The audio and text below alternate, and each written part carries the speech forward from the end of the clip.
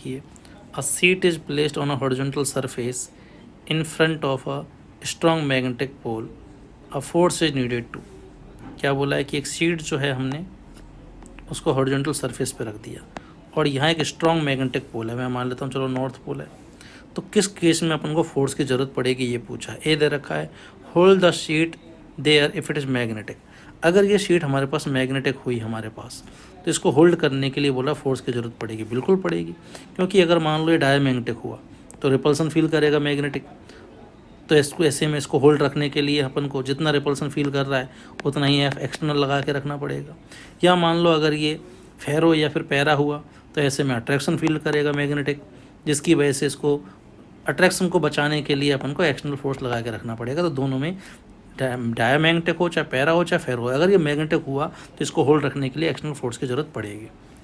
आगे बोला hold the sheet there if it is non magnetic. अगर ये नॉन मैग्नेटिक है तो अट्रैक्शन रिपल्सन फील नहीं करेगा, तो वहाँ अलग से अपन को कोई फोर्स लगाने की ज़रूरत नहीं है इसको होल्ड रखने के लिए। आगे बोला है move the sheet away from the pole with uniform velocity if it is conducting.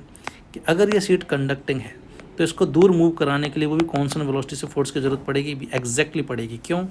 क्योंकि अगर इस कंडक्टर को तुम मूव कराओगे तो इस मैग्नेटिक पोल की वजह से जो इसमें से फ्लक्स पास हो रहा था वो वेरी करेगा, और जैसे फ्लक्स वेरी करेगा तो इसके अंदर एडी करंट आएंगे जिसकी वजह से इस पर फोर्स लगेगा। क्लियर? एडी करंट इस तरीके से आएंगे कि उसी चीज़ को अपोज करेंगे लेंज लॉ से जिसने इसको पैदा किया है। तो यहाँ अगर मैं इसको दूर लेकर जा रहा हूँ तो दूर जाने का ये अपोज करेंगे, तो जैसे जैसे इसको दूर लेके जाओगे तो एडी करंट इस तरीके से आएंगे इस पर, इस तरीके से मैग्नेटिक फील्ड की वजह से फोर्स आएगा कि इसको पास खींचेगा मैग्नेटिक फोर्स से। तो अब मैं चाहता हूँ डेफिनेटली अगर इसको वी वेलोसिटी देकर तुमने छोड़ दिया तो मैग्नेटिक फोर्स इसकी वेलोसिटी घटाते घटाते जीरो कर देगा। अगर मैं चाहता हूँ कॉन्स्टेंट वेलोसिटी से चले तो जितना मैग्नेटिक फोर्स लगेगा उतना ही मेरे को एक्सटर्नली फोर्स लगा के रखना पड़ेगा अगर ये कंडक्टिंग शीट ली और मूव कराया तो ऐसे में ये सही है। आगे बोला है move the sheet away from the pole with uniform velocity if both non conducting and non polar. कि अगर ये नॉन कंडक्टिंग हुई तो हमको फोर्स की ज़रूरत नहीं पड़ेगी डेफिनेटली अगर ये नॉन कंडक्टिंग हुई तो फोर्स की ज़रूरत नहीं पड़ेगी डेफिनेटली, इसमें एडी करंट नहीं आएंगे।